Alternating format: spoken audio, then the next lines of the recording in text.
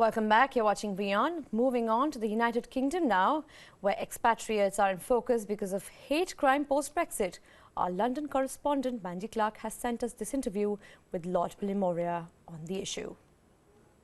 I came to the UK as a 19-year-old and qualified as a chartered accountant. I came up with the idea for Cobra Beer while I was a student at Cambridge. And then thanks to the environment in this country, I was able to put that idea into practice.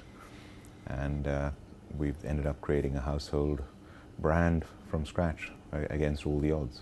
And then one thing led to another, and 10 years ago I arrived as an independent crossbench peer in the House of Lords, as one of the youngest peers in the House at that time, and 10 years later I'm still one of the youngest peers because the average age is nearly 70.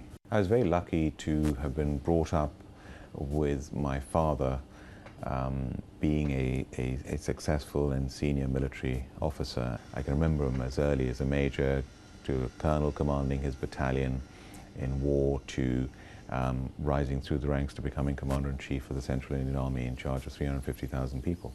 And to experience leadership at close quarters, the amount I learned from my father was absolutely invaluable. So I'm very lucky to have that. After Brexit, we saw this rise in racism. Do you think this will affect how Britain is viewed in the world? I think that what has happened as a result of what I call the wretched referendum, the hate crime and the racism is real. I personally, for 3 decades, never experienced any racism in Britain in my time here, from the time I came as a student.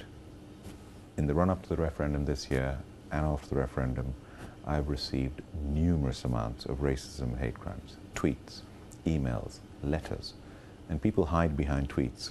I receive letters which are openly signed with the person's name, with their address, and saying things like, you have no right to speak, you're a foreigner, you weren't born here, you and your lot, go back to India.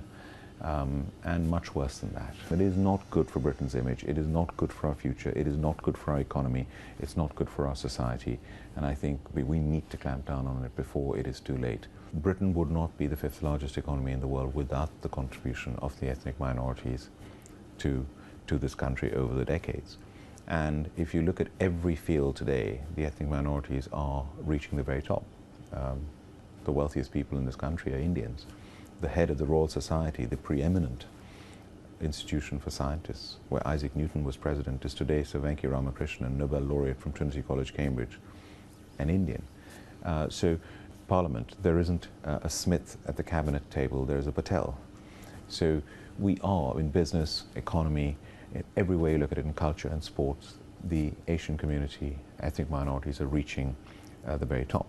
I've seen the transformation of this country in the last 3 decades, of a country where entrepreneurship has been encouraged and celebrated, whereas entrepreneurship used to be looked down upon, and also a country that's been truly open, multicultural, cosmopolitan, aspirational, meritocratic, where I believe that anyone in Britain can get as far as they want to, depending on their abilities and the amount, how hard they're prepared to work, regardless of race, religion or background.